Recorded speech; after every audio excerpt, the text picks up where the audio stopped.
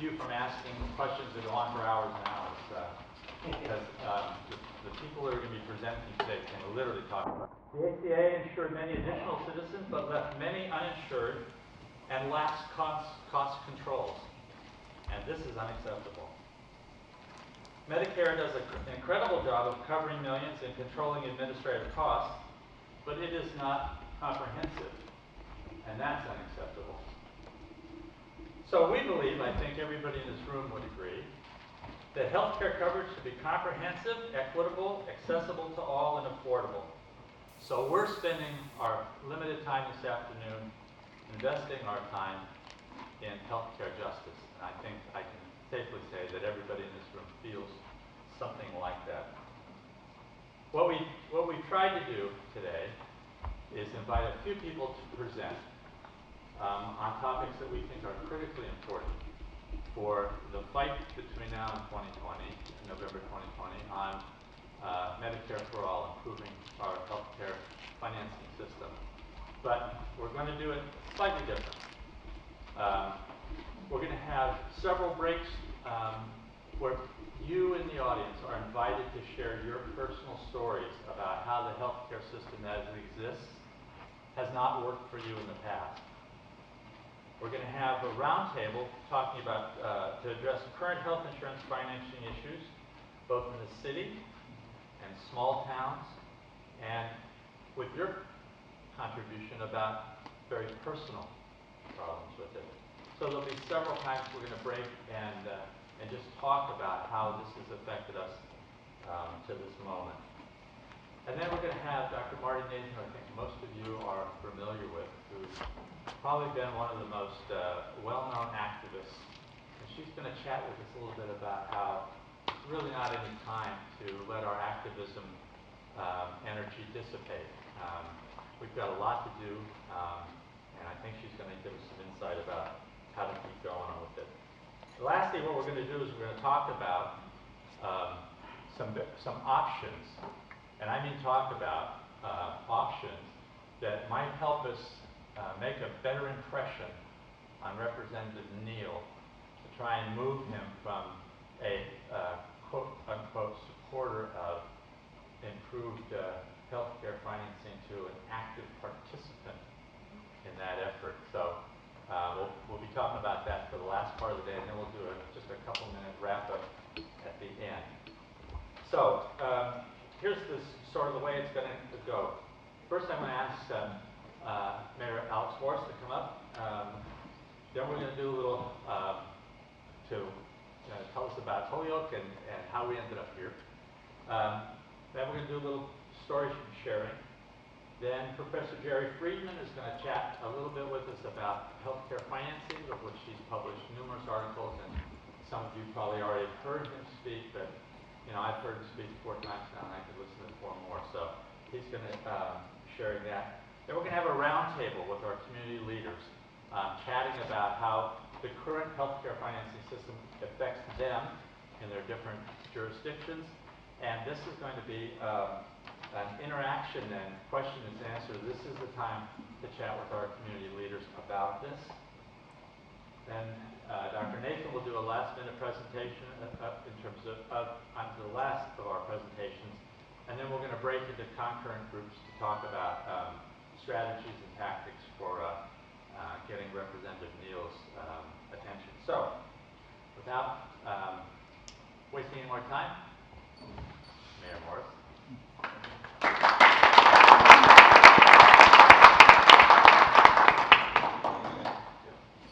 Well, good morning, everyone, and thanks for having me here at the Math Green High Performance Computing Center. And I want to thank Russell as well. I had the pleasure to attend the PDA meeting last month, and we talked about this event and worked together on securing this space. And I'm not sure if it's your first time here at the MGHBCC, but this opened up my first year as mayor in the fall of 2012. And at the time, 5 universities, Harvard, MIT, Northeastern, BU, and UMass, all had separate needs for data computing, mostly out in the eastern part of the state.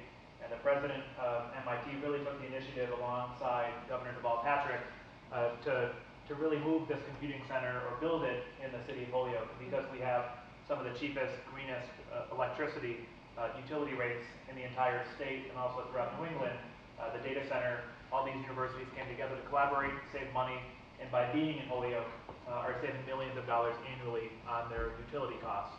And that was sort of why they're here. And then I remember when Governor Patrick was here in November of 2012, and he said now it's up to the city and its leaders to take full advantage of this center, to use it as a catalyst for further development. And it was back then that we created the Innovation District Task Force Kitchen Cabinet that has met monthly over the last 7 years with the specific intent of how do we leverage this investment to spin off development. So when you look at some of the activities on Ray Street, co-working spaces, music venues, some new restaurants, the vacant mill across the canal being converted into 100 units of mixed income housing. This neighborhood, the Innovation District, has really been the center of the innovation and entrepreneurship economy in the city of Holyoke. So I just thought I would share some of what's been happening in the city of Holyoke. And before, this was the old Mastex corporation, a manufacturing facility for many years, and as you can see, cities like Holyoke and many communities throughout Western Mass struggle with reinventing themselves, creating tax revenue and jobs and growth in your community despite globalization and deindustrialization. And so I think this facility is a great example of a transition that's possible in cities like Holyoke. And this data center being powered by the same water that was powering the paper mills centuries ago is also quite incredible.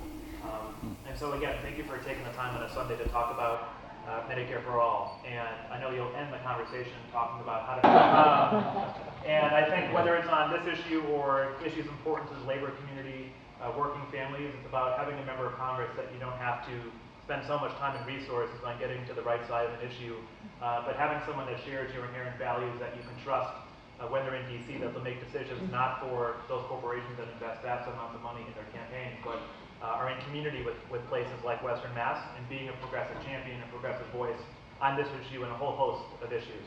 And this is an issue that I just don't quite understand when elected officials or quote-unquote public servants continue to support a status quo healthcare system that is literally failing millions of Americans across our country and thousands of people here in Western Mass.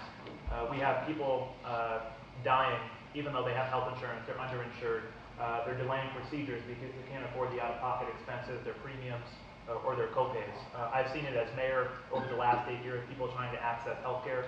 We're lucky to have a community health center in the city, and just a couple of weeks ago, we celebrated Community Health Center Day nationally, and even the director of our community health center was very clear in saying the health centers are a model to help us transition from the current healthcare system to a Medicare for all system in America. And just yesterday, I was at a coffee hour. We launched a coffee shop tour on Friday. I was in Williamsburg Friday morning and East Hampton yesterday morning. And there was an elderly woman that showed up at the coffee hour yesterday talking about a $500 a month copay for just one prescription alone. And it wasn't until she came to the Holyoke Health Center that that's now gone down to $4. And she was so grateful to Medicare. But she also made it very clear that she didn't just care about herself. She wanted to make sure that anybody of all ages, abilities, life circumstances had the opportunity to get health insurance. And other than the obvious value that healthcare is a human right in this country, and the often question is, well, how do we afford it? And the question really should be is, what will poor and middle class families do with the money that they save in a Medicare for all system when you design it the right way? And the unfortunate reality is we have a member of Congress that doesn't even share that inherent value that healthcare is a human right in our communities. And it's not just about Medicare for all health insurance as you see it, but it's about every facet of someone's life, whether it's access to reproductive justice and abortion, whether it's access to dental care and vision, mental health care, substance use disorder, making sure that people have access to treatment no matter what they're suffering with in their lives or in their families' lives. And so for me, it's an inherent value around creating this system. And what's been unique as mayor over the last several months is to offer a municipal perspective to this debate. Oftentimes we just think of it as sort of a value proposition, but when you think about your city and towns and the municipality, the school departments, the amount of money that your general taxpayer dollars are funding as 10 to 15, 20% of your city's budgets going towards health insurance. And so over the last 8 years, having to consistently change insurance companies to keep costs low in city budgets, forcing employees to change plans, changing the percentages of what the employer is covering and what the employee is covering, just to make sure that the city can afford the services that we provide. each and every day. And so in Holyoke, we pay about $13 million a year annually as the employer share for health insurance. And every year we look at about a 15 to 20% premium hike when we start the negotiations. And that's not because employees have gotten sicker, that their life circumstances have changed. It's frankly because the insurance companies we work with just didn't make enough money the year before. And they're doing sheer calculations as to how to get this money out of more municipalities. And so when you think about your city and town, the work that all of us do to increase tax revenue, bring development into our community, it's almost all washed out by an increase in health insurance costs each and every year. And oftentimes we don't think about this when we talk about this debate. And so a few months ago, I launched a coalition called Mass Mayors for Medicare for All, writing a letter about sort of the financial impact it has on Holyoke, and knowing that even though we're struggling with the cost in Holyoke, the percentage of health insurance in other cities and towns is even much greater. And so I've called on other mayors to join this coalition, and we're hoping in September to partner with Rep. Sabadosa on having a group of mayors out here in Western Mass and in Boston to launch their support and put additional pressure on the state legislature to take action on at least a state bill here in Massachusetts. I think, again, we have an opportunity to lead the way. Unfortunately, we have a state legislature that oftentimes considers itself to be progressive and liberal, but despite the fact that we have supermajorities in both the Senate and the House, we can't seem to make progress on key issues, whether it's health insurance, driver's licenses, and protection for undocumented people in our communities, driver's licenses, a whole host of issues where we claim to be leaders, yet we continue to fall behind. And I think it's so important for people like all of you in this room to put pressure on not only your state officials, but your local officials as well, to speak up and urge our members of our state delegation to take action and really learn people's stories. It's been just a few weeks that I've actually been on the campaign trail, and to hear people's stories, not just in Holyoke, but outside of Holyoke, around health insurance in particular, everybody has a different story. And I think when people start hearing individual stories and how this would actually make a difference in their lives is something that is an incredibly powerful tool to influence elected officials when they take a vote or make a decision. So I just, again, want to thank all of you. I'm just one person, one candidate, but it takes real people in the community making sure our elected officials are held accountable and fall on the right side of an issue. And so I just wanted to make sure to be here this morning to offer my voice of support. I look forward to meeting those of you I haven't yet had the opportunity to meet and working together over the next 13 months to send someone to Congress that will fight alongside of you to deliver Medicare for all for the people here in the 1st District, but for the people across the state and across the country that desperately need it. So thank you again for the invitation to be here.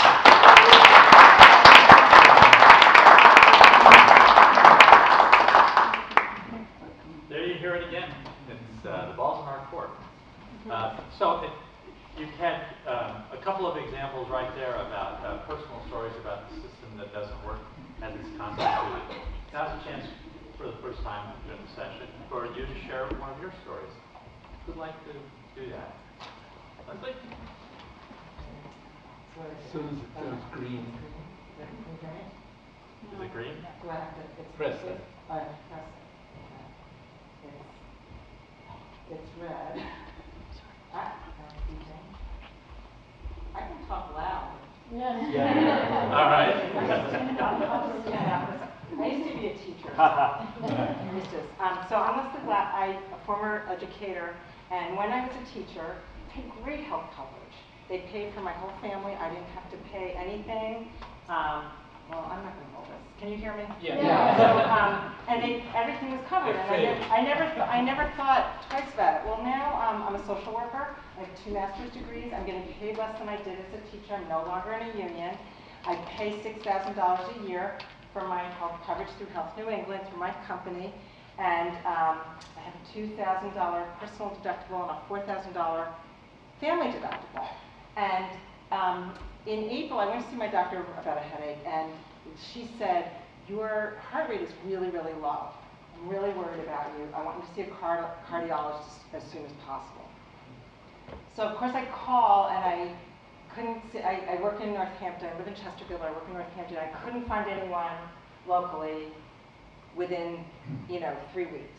So I drove up, so I got an appointment in 1 week in Greenfield. Meanwhile, she's telling me it's like this serious. She said, I don't want, if you start to feel really lightheaded, do not drive to the hospital, do not have your husband drive you to the hospital, like call an ambulance. Like she scared me, I was concerned.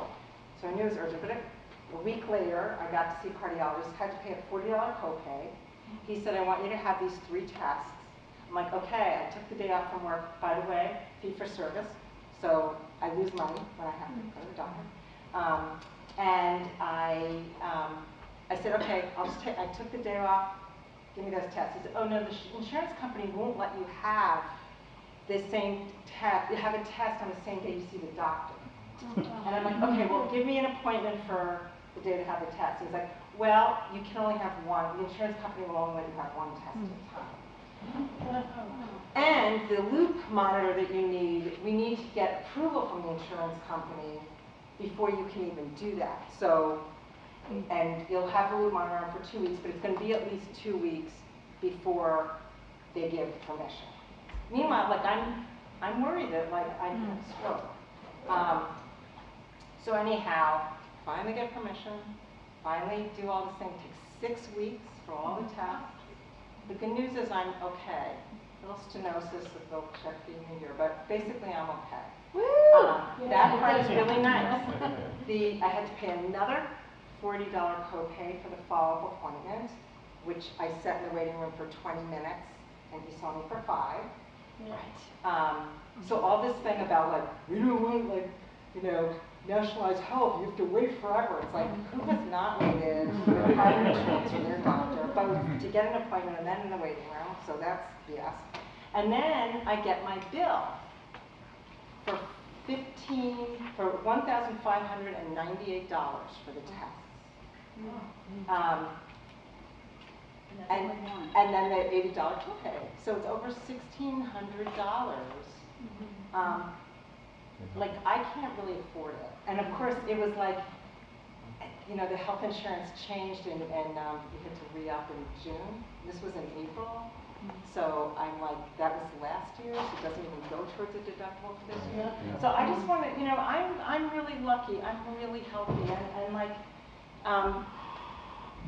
Mayor Morse was sharing, it's like, this is not, like, yes, I care about me and the fact that, like, $1,600 is a lot of money for me. And, but it's not about me. It's about everybody. And I get so angry when I hear people talk about, people love their private insurance, because I have not met, I've met a couple of people, but they're like government employees, or people who like have so much money it doesn't really matter. But other than that, like ordinary people like me, like I don't know anyone who likes the private health insurance. So I think that's BS. I also think that the whole idea of I have mine, so it doesn't matter to anyone else, is just not the way I see American values. So anyhow, so that's my story, and thank you all. Thank you. We have coffee outside too now, so please get some coffee. Thank you. Anybody else have a story they want to share? Yes. Stephanie knows what's coming. I'm Rebecca Wood. I'm the new community organizer for Medicare. So hello everybody. So my healthcare story started. My husband and I met in college. We graduated. He got an amazing job in Northern Virginia, and we had what we thought was good insurance. And so we decided to have a baby. I ended up getting preeclampsia the 24th week of my pregnancy and was hospitalized. My daughter was delivered 10 hours into her 26th week of gestation because we were both dying. And so, she was in the NICU for 3 months, and we got to bring her home, and we thought that was it. It's done, it's over, but it wasn't. 6 months later, we knew she had issues. So in addition to her NICU stay, which would have exceeded a lifetime max, by the way, if it weren't for the ACA, we had orthotics, we had PT, we had OT, we had speech therapy, we had 8 specialists, we had adaptive equipment. She had a push chair at one time. And all of these things just slowly let us dry because of the co-pays, the deductibles, the exclusions, all of those things. And even with this amazing salary my husband had and our great insurance, we burned through our savings by her second or third year. And so home ownership was no longer on the horizon for us. We were just barely scraping by. And then we started to have to make choices about our own health care. It started with my asthma medication. The copay for it was ridiculous. I think right now it's like $250 a month. So I started going without my asthma medication, which is, not all that great because breathing's wonderful, but it was the least of my problems. So, and lo and behold, Charlie started doing amazingly well. She has all these significant diagnoses like cerebral palsy, apraxia of speech, a lot of gross and fine motor delays, and we didn't really expect her to be as able as she is now. And around when she was like 3.5 years old, she started talking. And I had actually learned sign language because we didn't expect her to ever be able to talk. But at the same time, a speech therapy payment became due, and I had just come back from the dentist and needed a root canal and a crown. So I said, do we pay her speech, or do I need this root canal and crown? And I was like, and I figured, I don't want to miss this window of opportunity in her development, so I'm going to pay for her speech and make sure that that's going on, and she talks. And I'll just do the root canal and crown next pay period. During that pay period, I got an infection that spread throughout my mouth and jaw, and I had to go to the emergency room because the swelling cut off my airway. And I required IV antibiotics, and the next day, after they discharged me, the next day, went to the dentist, and I expected to have a few teeth pulled. I ended up losing all of them and parts of my jaw under local anesthesia because that is what I could afford. So, fast forward, I jumped in the ACA fight because her birth is a pre-existing condition, and lo and behold, after all we sacrificed, wasn't going to let them take her future from her. And during that fight, I realized how wrong our healthcare system is, and it was not my fault that what happened to me, that our system was screwed up. And so I'm in this fight because I want healthcare for everybody. It gives my losses purpose and meaning. And right now, what happened to me happened for absolutely no good reason. But if everybody gets healthcare because of what happened to me, then I took one for the team, and I'm okay with that. So we need to make this happen, and we need to get health care for everybody so no one has to go through what we did as a family.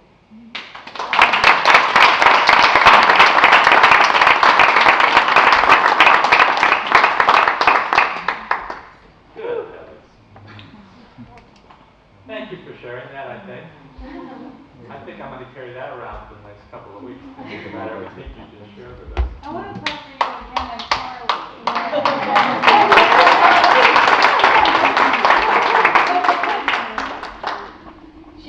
She owns Capitol Hill. She runs around it. And in fact, we know Richie Neal because we testified in front of the Ways and Means Committee last month. So.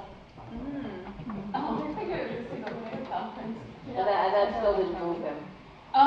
He was a lot more accepted. Like was told going into it that it was going to be a standoffish situation, and I just needed to tell my story. He was a lot more accepting of Medicare for all than I had expected. He ended up yielding the remainder of his time to me so that I could speak. Yeah, I think we need to make enough noise on the ground so that he can politically justify it. But I think he's there, like person-wise, but political strategy-wise, he needs to be able to justify what he would push.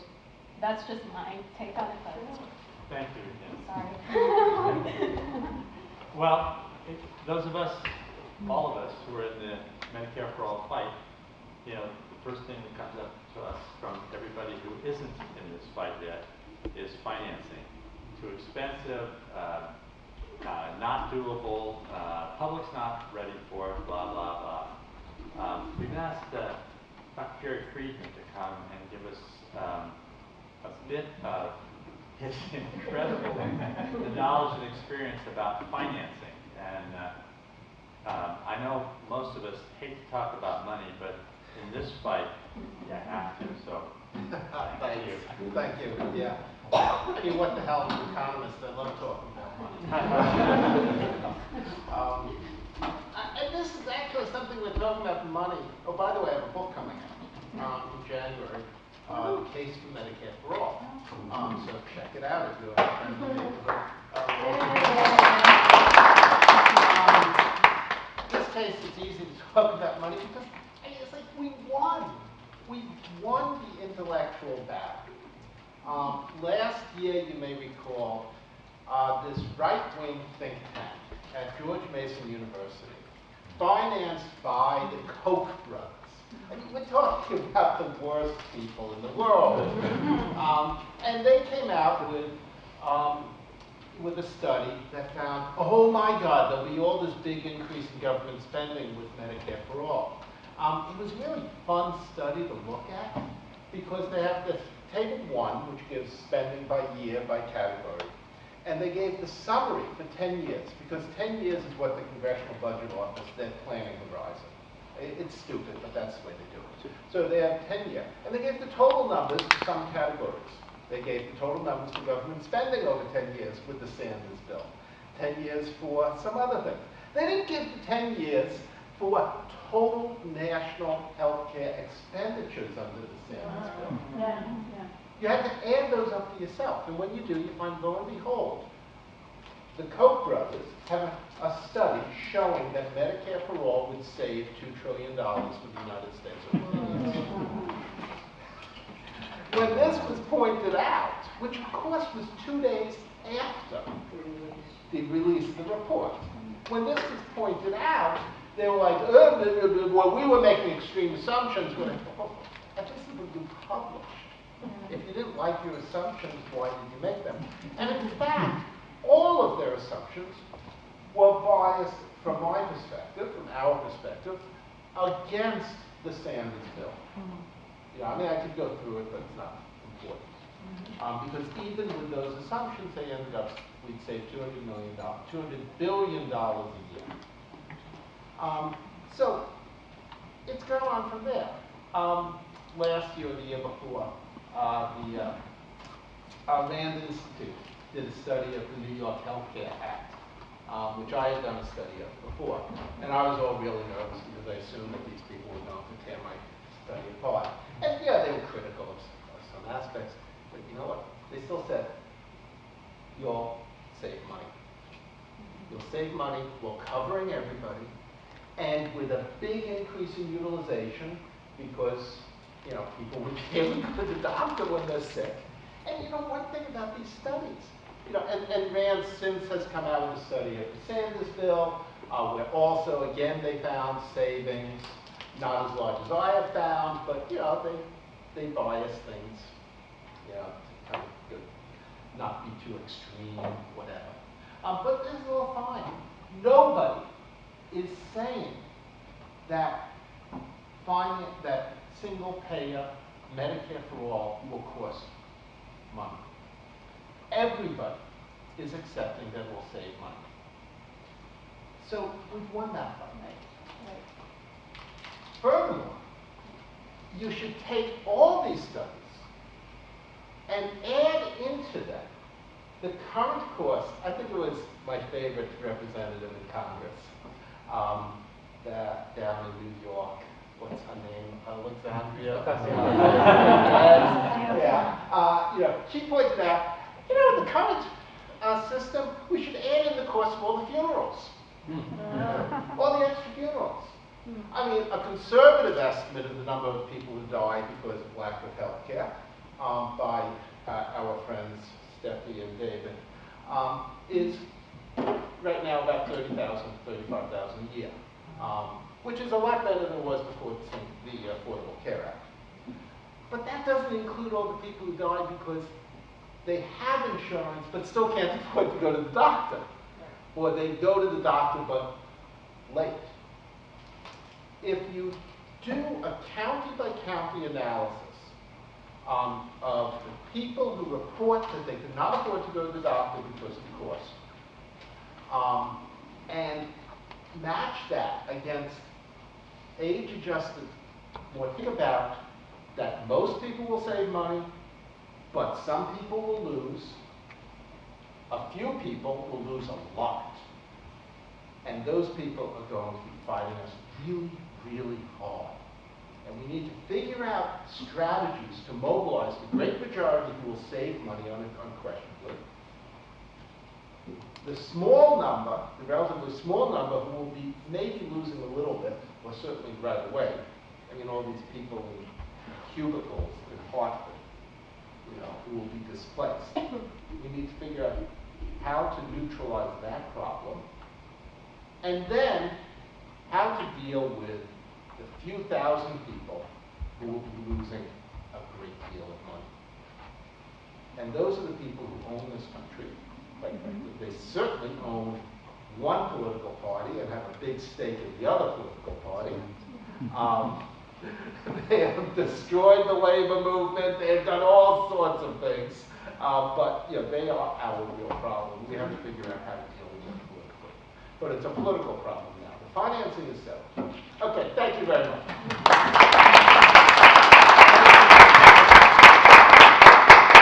We'll take a question or two. Oh, yeah, I'm open. Shortly? Yeah. Oh, sure. Susan?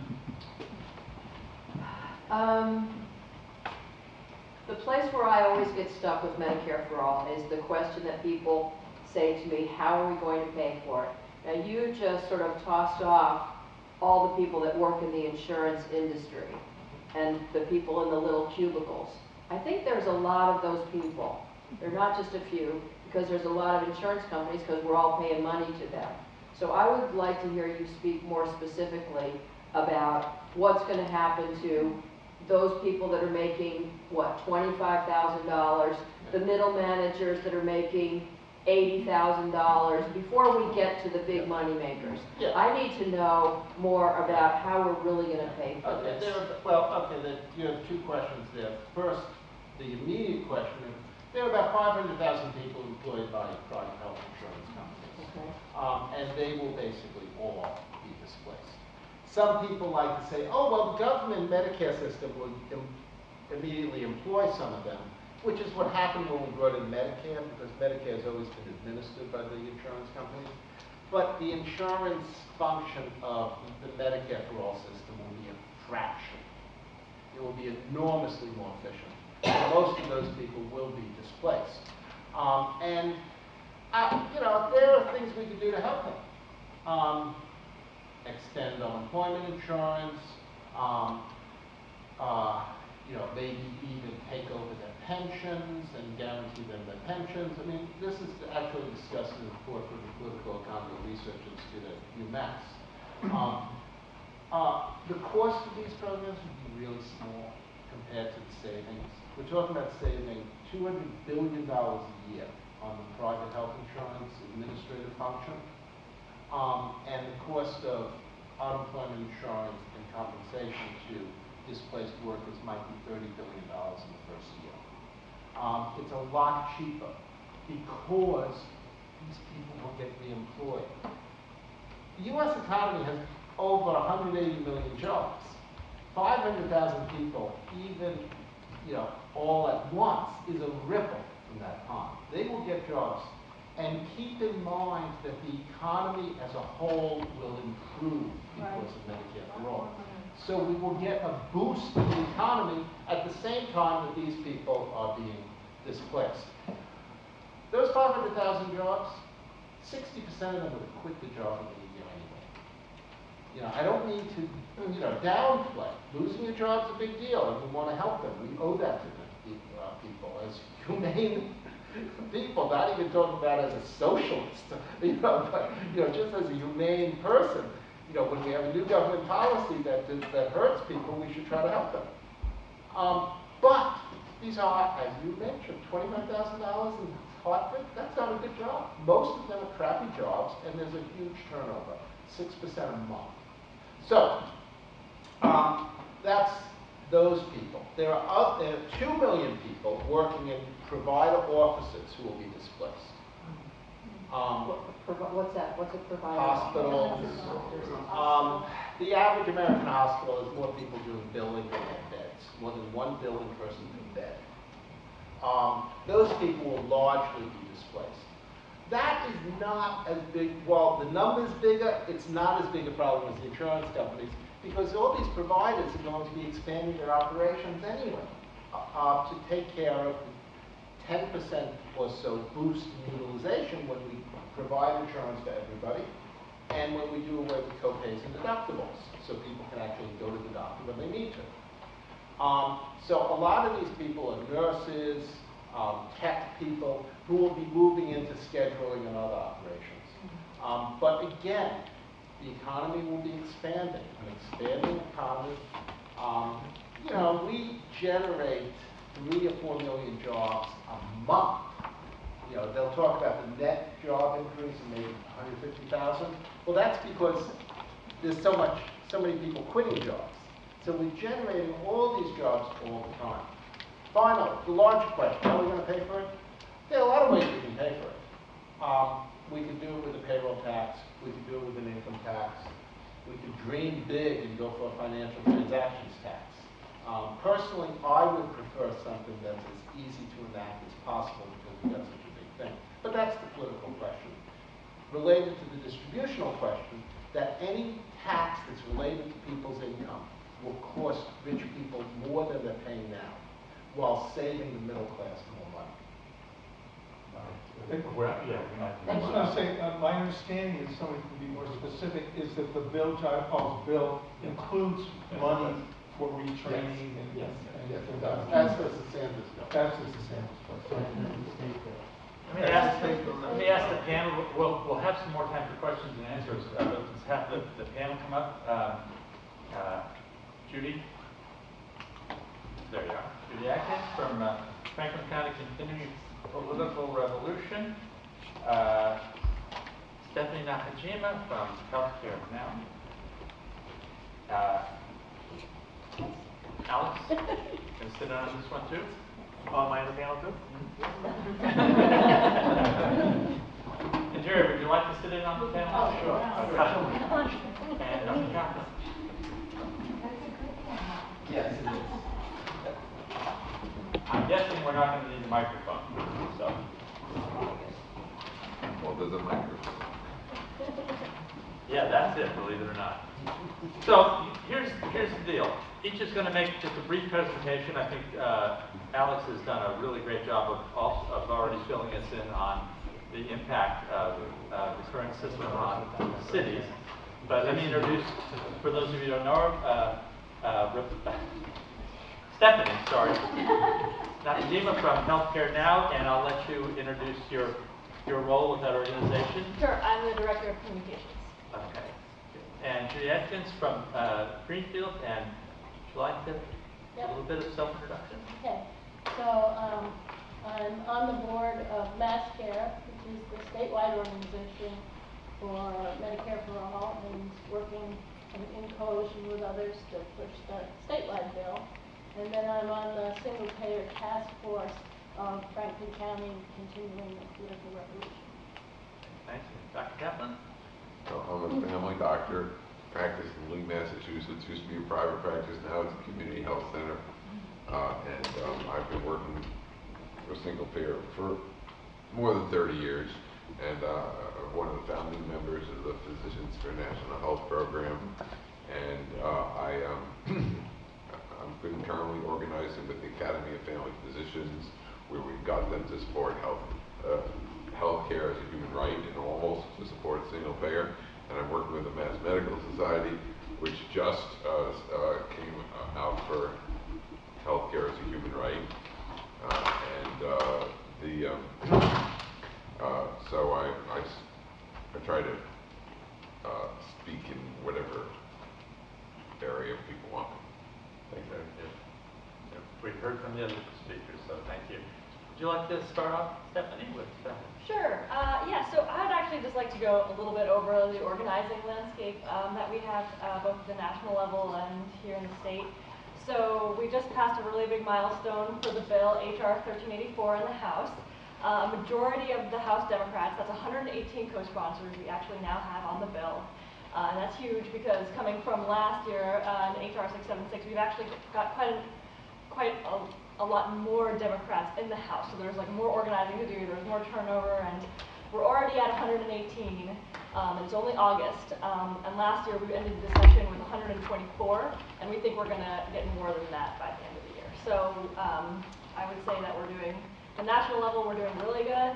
And actually, you know, in healthcare now, we're working with local groups around the country to, you know, pressure their reps, and both here in Massachusetts as well as, you know, through DSA chapters across the country, other just single payer groups across the country, and we're also trying to start our own Healthcare Now chapters in various places around the country.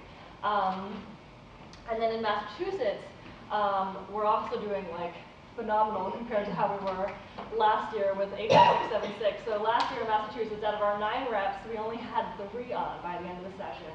That is so sad because, you know what, in my home state of Georgia, we actually had Georgia, which everyone thinks is so backwards. Well, we had more Democratic reps on in Georgia than in Massachusetts. So let's talk about liberal complacency. In Massachusetts, we had Capilano, we had Clark, and we had McGovern. That was HR 676, that was last year. This year, we have Presley, who replaced Capilano, Clark, McGovern, Joe Kennedy, Bill Keating, and Lori Truhan on as well. So that's 6 out of 9. And right now, Healthcare Now and MassCare, we're working on leading a campaign to get Stephen Lynch in the 8th District on. We just delivered him a letter signed by a number of organizations, unions, community groups in his district. And DSA and MassCare will be going to bird dog him at a town hall next Thursday. So we think we're like really close with him. And then after we have him, all we've got left is Seth Moulton, who's hostile to single payer, to say the least, and then Neil. So we're going to be putting a lot of work into hopefully, you know, pushing those reps on, and I'll be talking a little bit more about that when we get to the actual organizing part of the thing. Good, thank you very much. Any quick questions for Steph? Okay. You want me to talk about our organization? I would. Okay. And your work on collecting information about the cost. Yeah. Okay, so in the beginning, when Alex talked about how Help healthcare. said to talk to us rather than him. Thank you, Alice. So in the beginning, when Alex talked about how financing for healthcare, how it affected the city of Holyoke, and how much money is spent on health insurance, to provide health insurance for its employees and stuff. So that's sort of what we're looking at. But what we did was work on small town level financing. So our group, the Single Payer Task Force from Franklin County Continuing the Political Revolution, we decided to look locally. We had our Single Payer Task Force, and there were people from many of the small towns in Franklin County. So we thought, well, what can we do to get the local officials to put pressure on their state representatives in favor of the bill? So our step was to encourage our members who lived in these small towns to get up their nerve and go into the town hall and ask the city or town treasurer for the information on how much money the town was spending as its employer of its town employees. And the other good thing about this is that that kind of information is public knowledge. And so you can't just walk into, you know, Walmart or somewhere else and ask them for this information because they'll say, go screw yourself or something. But you can do this for the towns and the cities as employers, and you can get the information on how much money they're spending. So we made up a little formula. Actually, this came from Jerry Friedman, who did this sort of survey of towns a couple of years ago. So we thought, well, it's nice to have the information, but we want to encourage people to go get it themselves and then to do something with the information, something political with the information. So we made up an easy, not too difficult math sheet where you would go into your town and ask how much money is spent for health insurance, how many employees there are, figure out, do the multiplication, see how much money per year they're spending on health insurance, and then figure out if the Massachusetts state bill was passed, which put the taxes per employer at 7.5% of a payroll tax, how much they would spend under the Massachusetts bill. And lo and behold, there's a lot of money that would be saved if the Massachusetts bill went into effect. The other thing is I didn't know, but Ginger Robinson from Leiden is here, and she did the actual calculations for the Pioneer Educational District for the whole school system, which is like 5 towns. 4 towns. 4 towns in northern Franklin County. And the Northfield system, the Pioneer system, has been in real trouble for the last 3 or 4 years. It hasn't been able to finance education in those 4 towns, and it lost like $1 million. It was $1 million in the hole in 2018. So lo and behold, the amount of money that Ginger found the district would save was $1 million. Yeah, a little over. So it would have completely wiped out their debt if single-payer healthcare was in fashion. So this was a good lead-in then to some of our next steps, which was to take the money that we found was saved by all these towns, write up a resolution, and submit it to town meetings last April. So we did again like 5 or 6 towns in Franklin County, submitted the resolutions. They all passed unanimously, except for one person voted against it, Michelle Ritter. That was it. So that was our next step with this information. And after that, we decided to do the non-binding ballot question for the different state rep districts. The non-binding ballot questions are voted on town by town, but it all goes to push the state rep towards voting for Medicare for all.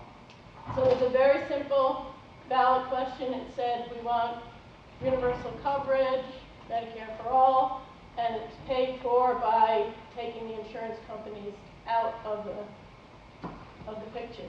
So we wanted to be really specific that we wanted to get rid of the insurance companies, and we wanted that on the ballot question so that it couldn't, be interpreted differently.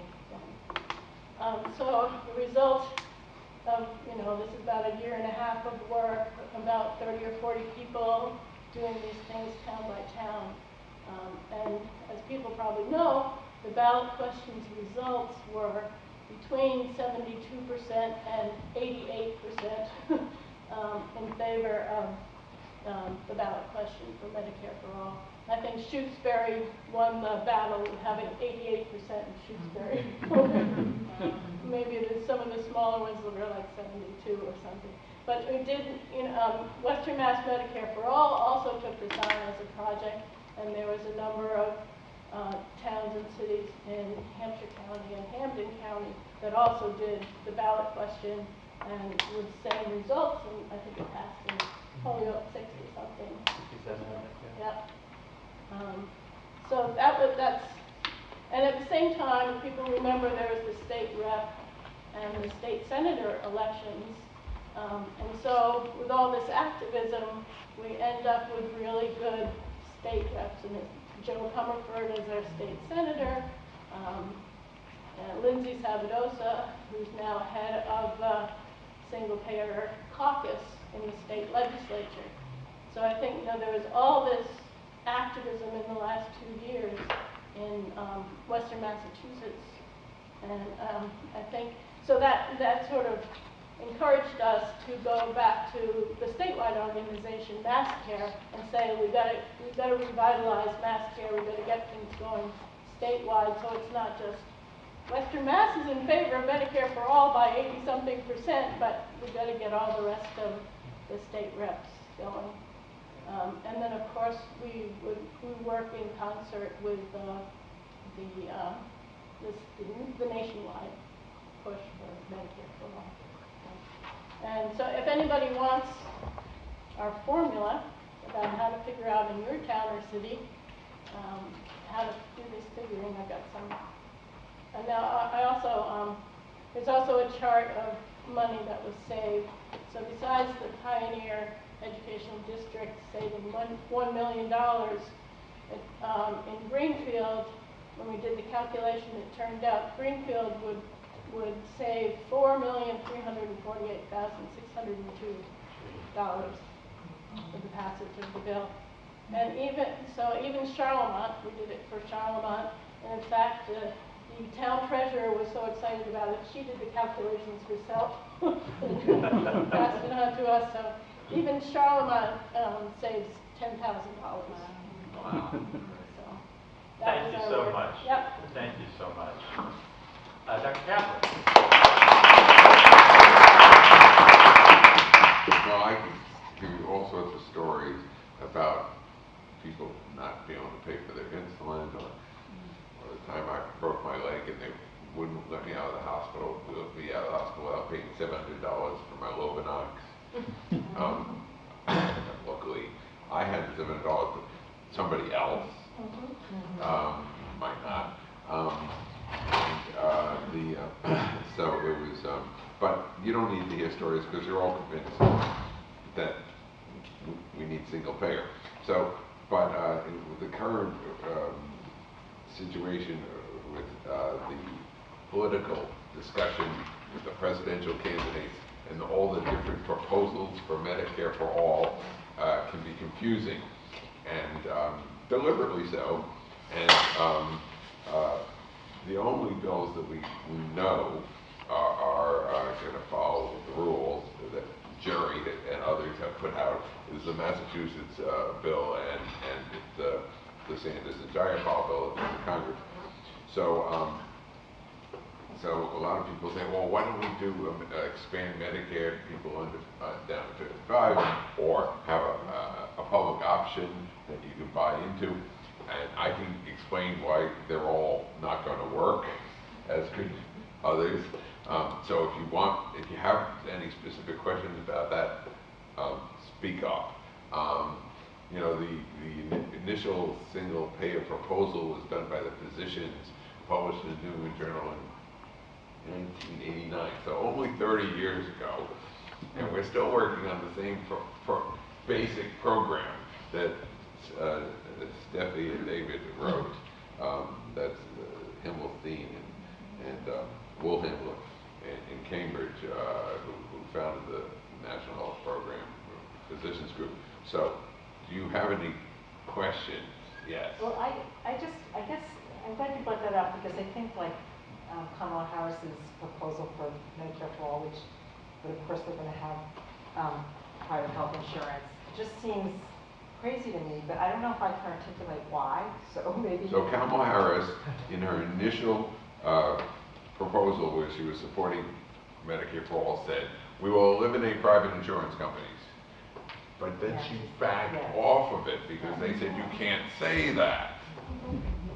Of course, we have to eliminate the role of the private insurance companies in healthcare.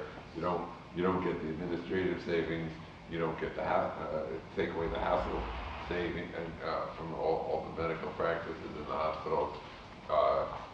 So you do have to eliminate their role in providing us insurance.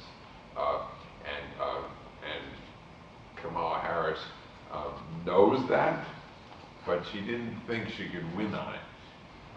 So what we have to say is that's the only way you can win. Other questions? So one of the arguments against Medicare for all is rural health care facilities, hospitals will go broke because Medicaid doesn't pay enough. Right. Could I, You can take it. I love that issue. You know, like I say, I mean, they're going to be throwing everything at us. Now, there is an issue for hospitals because even in the time that I've been working directly in this area, private health hospitals have been consolidating like mad. Why does Hart reimbursement require disparities between hospitals? the Holyoke Medical And Center is Hart the is last just teaching one, this is hospital going on all over the left country, in the and entire they're state. buying physician practices. Still legally So, in this the state, and share again, of there hasn't been enough physicians political will from our state employed by reps and hospital state networks senators is double. to Now, hold the of insurance course, companies accountable. 70% Holyoke Medical Center primary is getting a care fraction of the reimbursement for the same procedure you get here in Why are they Holyoke. doing this? They're You doing get it that because the procedure private at Boston hospitals, the hospitals is are getting driving up the rate that they can get no from reimbursement from private the private hospitals. insurance company that are getting They're here not able to in do this Holyoke. with So the current Medicare. system, we have, if So we had the will Medicare rates, for which used to legislators be that could write 20, legislation that 25% actually lower supports than what community private health health insurance was in paying, places like are Western now Mass, you can make a little more than half. And this is why hospitals are struggling. And again, So, we have the political will if on the you state lower level to actually change, to at least put a insurance floor, put a minimum reimbursements to to what the the Medicare reimbursement level, should be for places like Holyoke Medical then Center, Berkshire Medical Center. these It would hospital go a long way, networks and that's just in are the current taking system alone. gigantic financial And, hit. you know, Parkland And owns it's not just me Place who's saying they're gonna lose $400 billion or So whatever. they're It's getting American higher Hospital reimbursement for the Association, which I was so negotiating. happy That's for. why they- A few months that's ago, why they they came want out with a hit expand piece on so many, Medicare Extra. other facilities.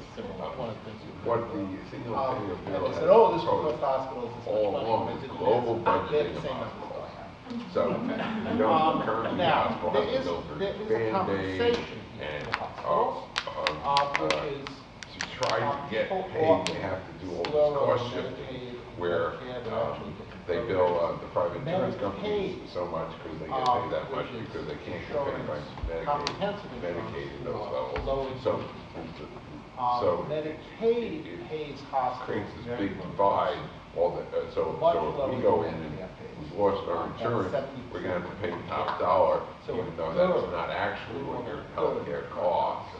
And so with So, global budgeting, hospitals will they get get, some money, you and know, they'll save some money by hospitals will having get less, what they actually need to operate.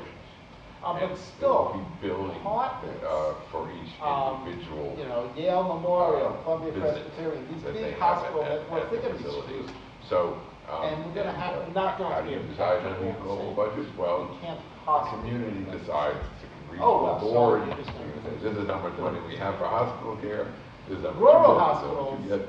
And then these hospital the idea networks, is, which are looking to lose all this money. we're on taking Medicare care of for all, ourselves. Even if it doesn't happen We're not gonna once, want the they will hospitals that happen need to all stay the open to time. close, like They North try Adams to Regional was find- allowed by the state to close because You know what? there wasn't Rural any hospitals aren't support the from the ones state that to can keep do it open. So, Because the rural hospitals but don't that, have market. you know, if you have They're not a getting functional high rates healthcare from the system private insurance that's When I say not 2 to based 1, on the market compared to and Medicare, it's based on taking care of part people, is Mass you can General really is keep 4 or 5 hospitals to 1. open and functioning. Yeah. Pittsfield, there's a Berkshire Medical Center. Now, who is responsible They basically for only the get the same rates additional as Medicare. charges in the They're not gonna be hospital, losing those money. charges On that were the just other hand, they added will be on? saving, For getting example, I money read because an they're gonna get article more from Medicaid. where Because this rural couple had a hospitals baby generally and they looked at treat their poorer people enormous bill and and they more saw of them like on a Medicaid. $200 So for this a is a holding great fee. example of The how holding fee was so really they would rich and give you powerful and let you are hold hiring your people. child. Just like they're And hiring they question administrative who is workers. responsible Well, for our system is responsible. The hospitals have to game the system to get funded, right? So they're gonna come up with these, now Medicaid's not gonna pay for this holding fee, but if they can get you to pay for it, or they get your insurance company to pay for it, they're gonna throw that into the total bill so they can fund other services. So it's not gonna be necessary when you have They global buy budget. up rural Forget all hospitals, buy that. up. I gave a talk a while ago someplace, shipped the patients to their hospitals in the urban areas where they can get more. Came up to me and said So- that she I was just gonna has add- been specializing in, what is it, upcoding. Billing, figuring out ways to make things look better on the bill. Yeah. She got into this, and now that's what she does. I mean, so here's a person who used to do something useful. Yeah. And she's kind of disgusted with the whole thing, but she needs to make a living. She has a kid in college, you know, like, okay. So she was hired by some clinic in Worcester. And she went in there, this is what she does. She's a consultant. She goes in there and gives, they close the clinic for 2 weeks. And she retrains everybody in things like the holding fees. Figure out all the ways that you can make this look more expensive to the private insurance company. Medicare doesn't care. Medicare just, okay, this is what you are, although it happens with Medicare too, because they upcode to make it something look more serious than it actually is. But it's really rampant with the private insurance companies. I mean, the first time I said, oh my God, how do they have more people doing billing than they have hospital beds? People came up to me and said, oh, have you ever seen a hospital bill? You know, like you're talking about, they go on for pages and pages and pages. You know, with all these upcodes and all these ways. You know, so it is the system. This is what we created. Thank you very much to the panel. Appreciate it.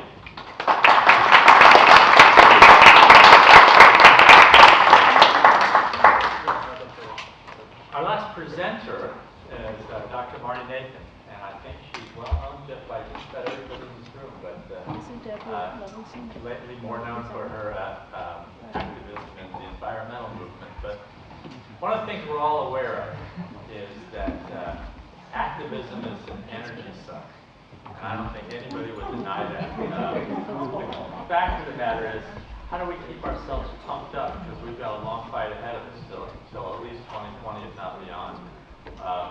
We've asked Dr. Nathan to come and share some of her insights into how she sees the role of activism in our current political climate.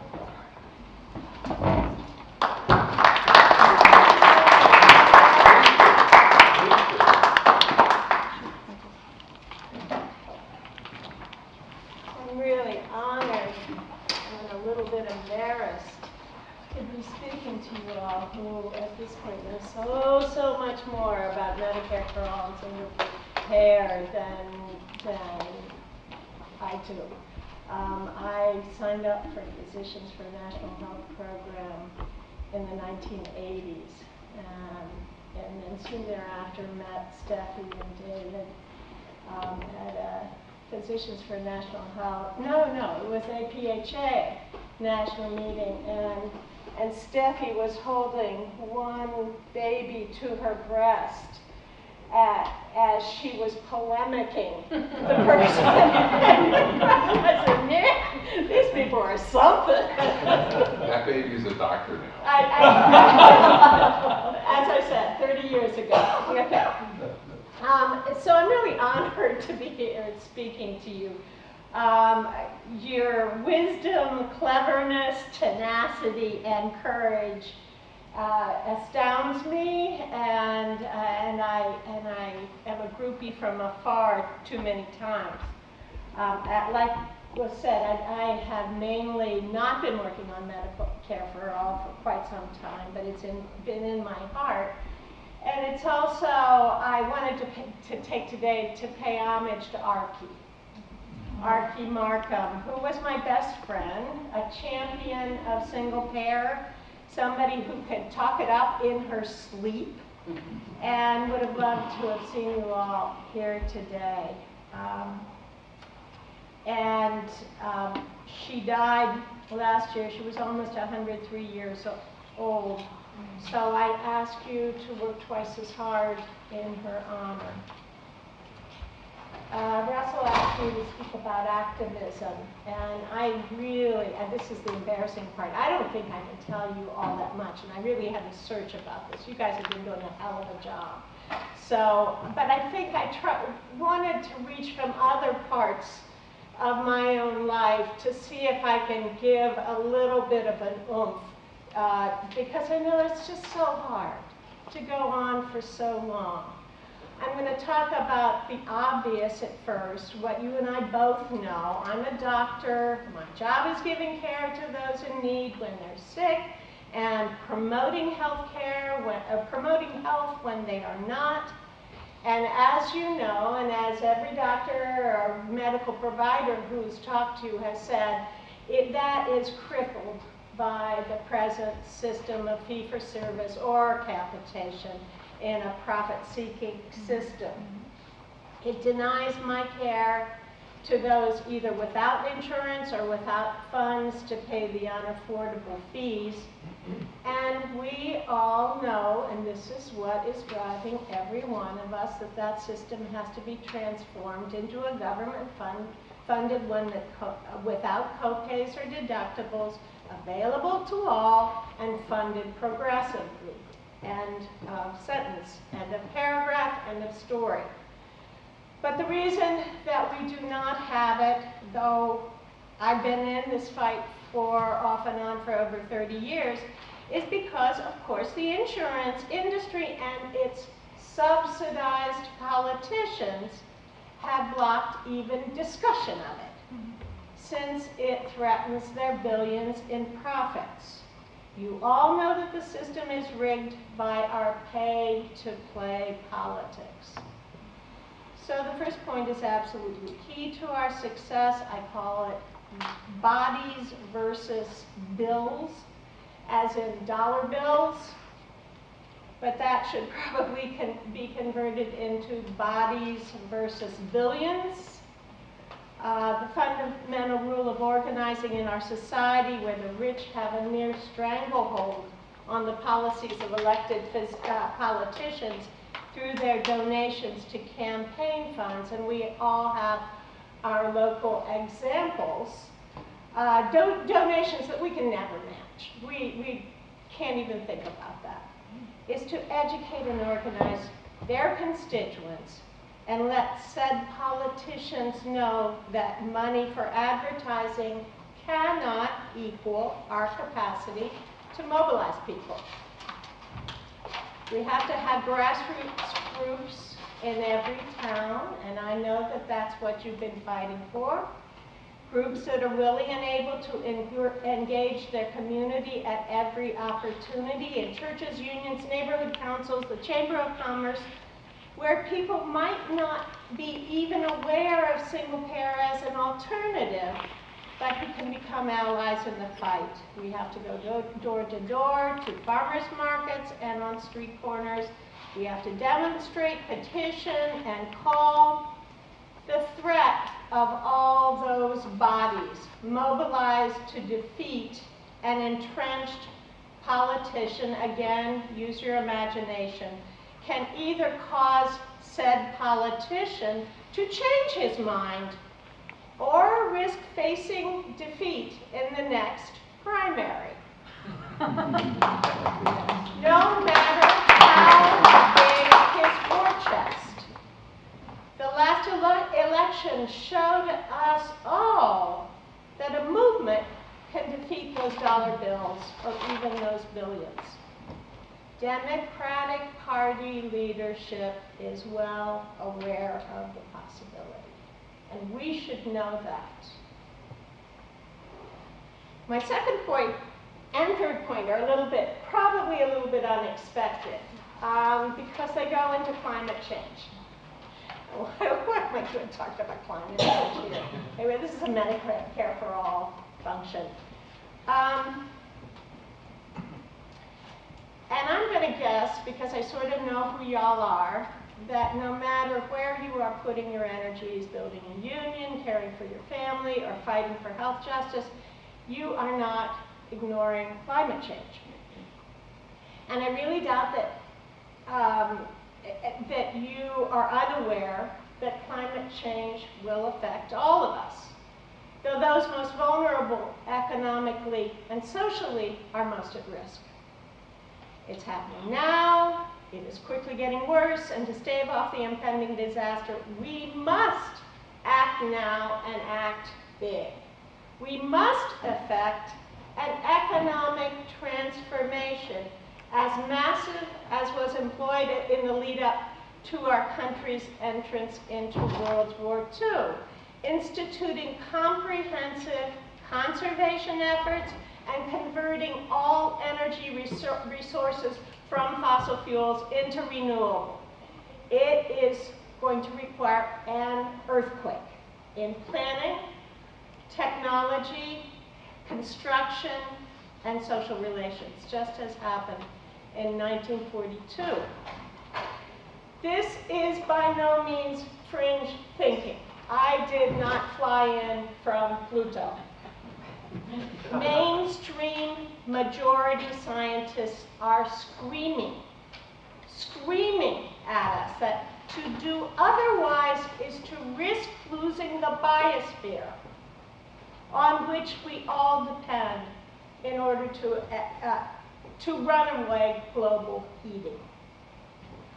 And their shouts were converted by Ed Markey and Alexandria Ocasio-Cortez into the Green New Deal, which, lo and behold, did any of you notice this? Besides promoting the right to unionize and economic development in low-income communities and communities of color, also demands what? Single-payer universal health care. As my daughter say, well, WTF?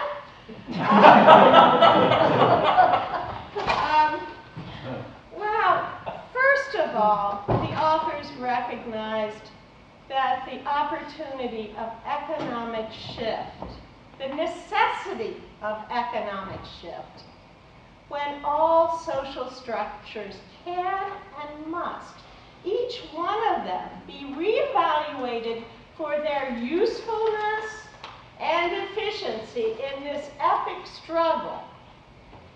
Resources must be taken from the unnecessary to the necessary to cut emissions. And what in the world is less necessary than the obscenely wasteful administrative and profit costs of the U.S. healthcare budget? How about putting part of that waste into making us healthy, including cleaning our air and water, whose filth affects my patients in Springfield, the asthma capital of the country, every single day and makes them sick? It just makes sense to use this transformational moment to adopt efficient Medicare for all. We could talk about the military budget and nuclear weapons and everything else as a source for the funding, but we know there's a big chunk of money that should be used for other things in the healthcare system. Then on the other hand, there's the justice component. For people to accept the huge necessary changes in this moment, we must give the majority of people who have been increasingly burdened by economic inequality, low wages, unsustainable housing, childcare, and medical bills relief from all of this. Medicare for all should be and can be there to meet the justice demands of a society that is being crushed by carbon dioxide and by runaway capitalism. I want to make clear, we don't have to have a Green New Deal in order to get Medicare for all. That's not what I'm saying. But we do need to have the Green New Deal for survival. And a unified movement is far more effective than a divided one. And this movement for justice and sustainability has to be massive. My last point is drawn, and my husband and I fought over this one, but I got to go there anyway. Drawn from a completely separate sphere of my own life. I was a young doctor in North Carolina in 1979 when my first husband, Mike Nathan, was murdered with four others by Ku Klux Klansmen and American Nazis in the Greensboro Massacre. Again, WTF, what am I talking about this for? I spent the next decade fighting white supremacy and its ties to officialdom. Now, 40 years later, the white supremacist violence urged, supported, and specifically unopposed by the present administration is an old bell being rung again. We have heard it before.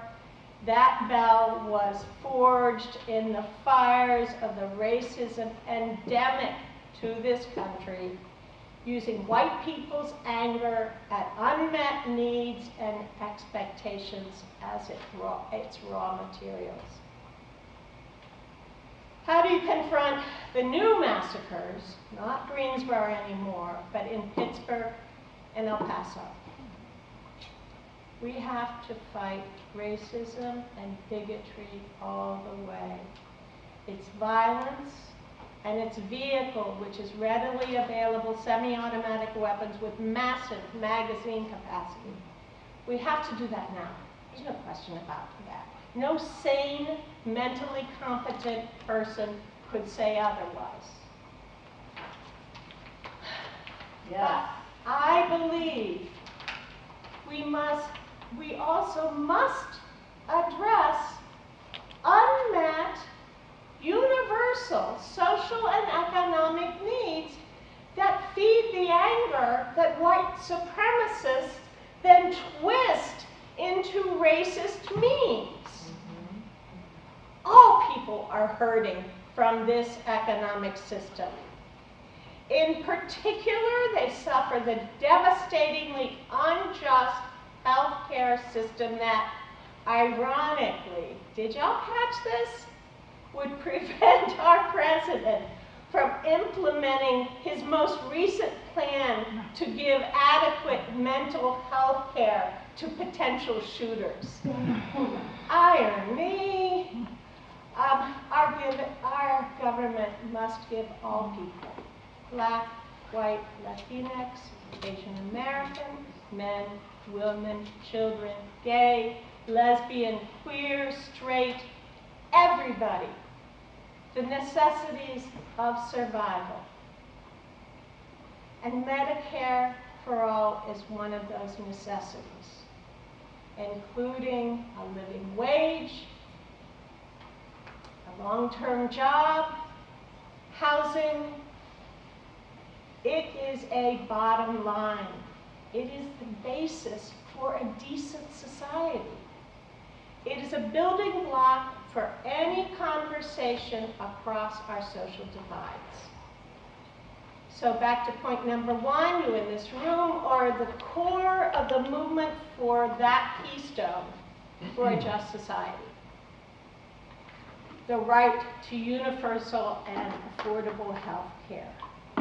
You are an essential part of the needed massive movement for human rights in a livable world. I ask you to go broader, and you are. I don't have to tell you. You are. You're amazing. But make coalitions with everyone who shares your interests, and that is just about everybody, except the insurance companies. And go deeper to people who have never even thought that they had a voice in this society. Love each other for your courage and wisdom. Know that you will be attacked, frustrated, and at times very, very weary. But know that you're right.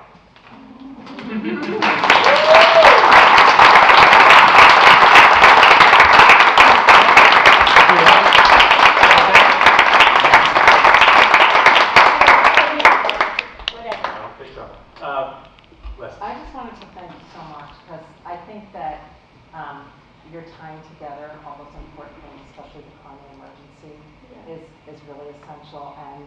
And the whole idea that any of these things are separate is ridiculous. So I just want to thank you. And I feel like it's kind of like with Occupy, when people were saying like, but what are you fighting for? It's like all of it. You know, so thank you. And we know what all of it is. We're all specialists. I'm not going to go Henry Ford on us, but we're all specialists in our piece of the puzzle that is human rights and a livable world. And I just totally respect everything that you're doing. Thank you again. Thank you again for being here. Appreciate it. Okay, one of the reasons for this meeting was to come up with some ways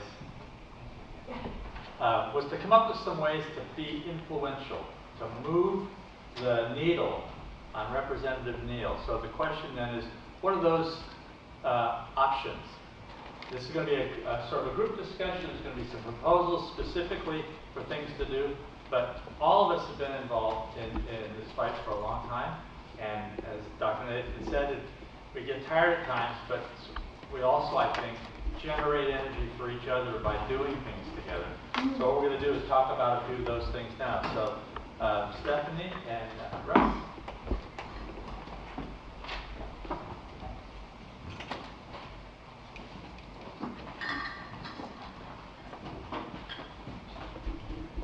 Hi, everybody. Thank you all for coming. I'm Russ Friedman. I'm State Coordinator for Progressive Democrats of America here in Massachusetts. It's always hard to talk after Marty has inspired us and get down to some kind of practical things that we can do. As Stephanie said earlier, HR 1384 has 118 co-sponsors. Actually, I looked online today, it's 117, so one more has been added since. Yeah, I think maybe it's 117 plus the lead sponsor. So maybe 117. And as Stephanie also said, there's 6 members of Massachusetts delegation that have co-spine, not Moulton. Lynch, strangely enough, I think was on 676. At some point, yeah. At some point, which was the older bill. He's no longer on it, and of course, our Representative Neal. There are a lot of things that people have been doing and trying to do to work, reach out to Congressman Neal. I don't know how many of you know PDA, part of our congressional activities are every month we deliver a letter to members of Congress through our associates, people demanding action.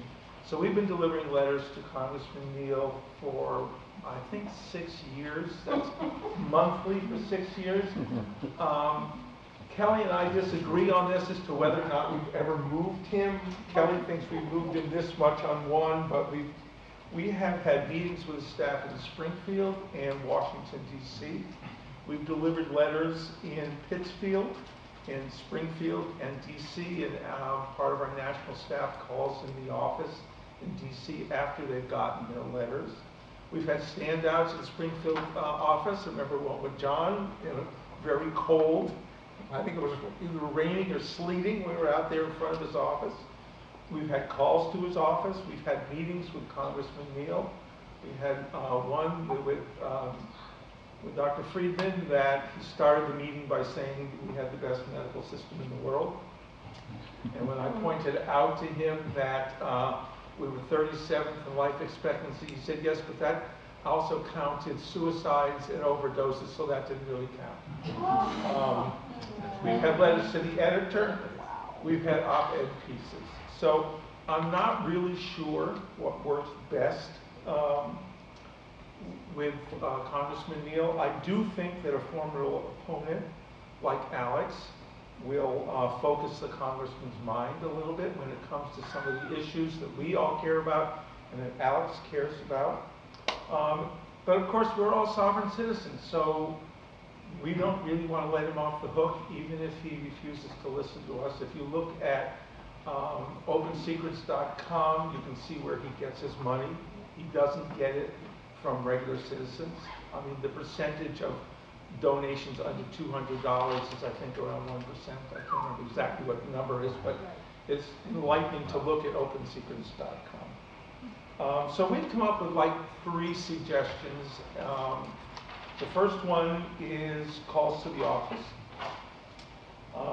I've printed sheets on the table there which have the contact information for Pittsfield, Springfield, and DC offices. Call the number, tell them that where you live, you're a constituent, and that you want to support the Medicare for All bill and co-sponsor HR 1384. That you want to take leadership on getting the bill out of committee, his committee, and passage to the House floor. One word of caution, as I'm sure most of you know who have called his office, you're not going to talk to him. You're going to talk to a secretary, a legislative assistant, whatever. The woman who runs the Pittsfield office has been the secretary in that office since Silvio Conti was our our representative, and she was there when John Olver was our representative. She's a really nice lady. She has no impact on his positions, but she will take your letter, fax it off, or she will get the information off to the DC office. Or else when you call essentially the Springfield DC office, you can ask for the legislative PCR 1384 and see that it passes through your committee to the floor of the House of Representatives, sincerely. So you can take a printed card, sign your name and your town so that he knows you're a constituent, put a stamp on it, and it'll go right to him. The other thing you can do is take a bunch of them, give them to family and friends. And what I'm planning on doing is writing a letter to the editor of my local newspaper, the Berkshire Eagle, saying I am sending this card to Richard Neal and inviting other people to do it as well. Yeah, Alice? Wouldn't it help to leave space to put a little personal note or your own specific room? Well, I'm an antiquarian bookseller, and I have read letters where people write and then they cross-hatch, so you can write all the way around it. Because if they say, if you say that the personal examples are what make a difference, then you're not really helping them. Well, or else just use the addresses on the front, get a postcard, and do it yourself. So you can photocopy it, make it a little bit bigger, and the print bigger, and then write underneath it too. Use it any way you possibly can.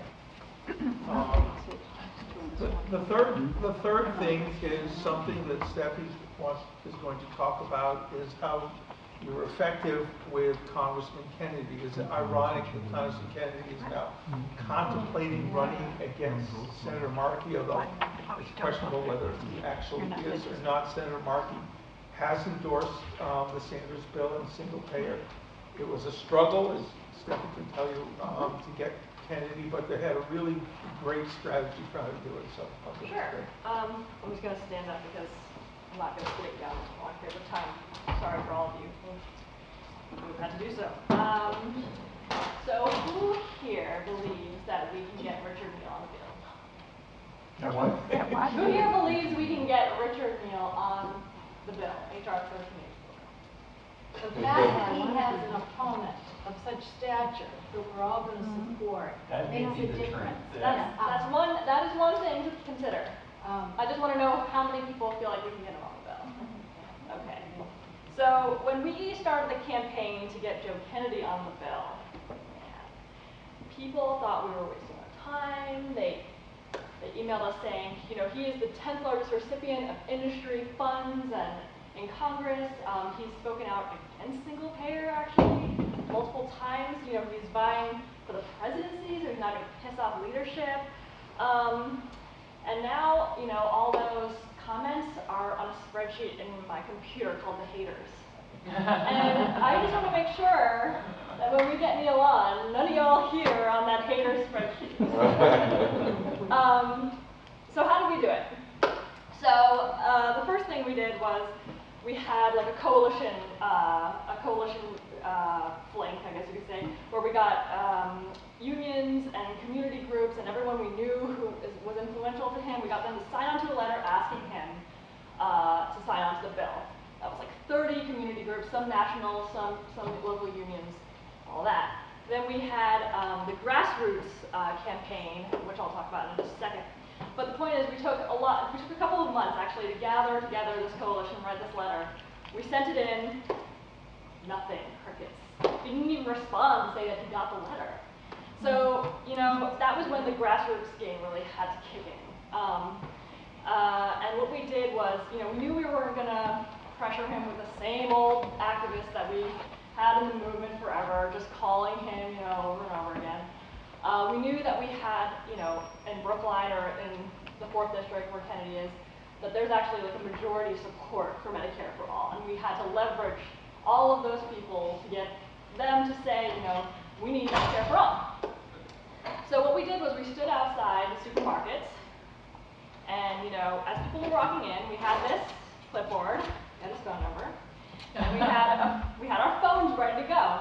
And, you know, as they were walking in, we said, hey, Joe Kennedy isn't on he refuses to sign the Medicare for all bill. Would you take 30 seconds right now to call his office? And we did this during his office hours, so his aide would actually be picking it up and receiving it. It wasn't just, you know, messages on this machine. It's actually better if you talk to somebody so that they can verify that you're actually in this district and all of that stuff.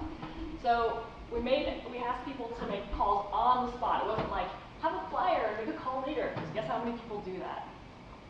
Not many. So we had people make a call on the spot with our phones, and that way, you know, we generated like hundreds and hundreds of calls, basically, at supermarkets around the district. And man, politicians don't like it when you educate the public about what they will and will not sign on to. You know, it's fine to have a couple, you know, groups like, you know, Healthcare Now, we're not that big in Boston, you know, we can ask our people to like call him or do whatever, but you know, when we're actually out there and talking to the public and getting them engaged and getting them to make an action, they don't like knowing that there's going to be activists around informing the public about this. So after 2 weeks of that, you know, we started to get more engagement for him. Finally, we got a meeting with him. I think that was in December, and in February, he became, for the first time ever, an original co-sponsor of the bill.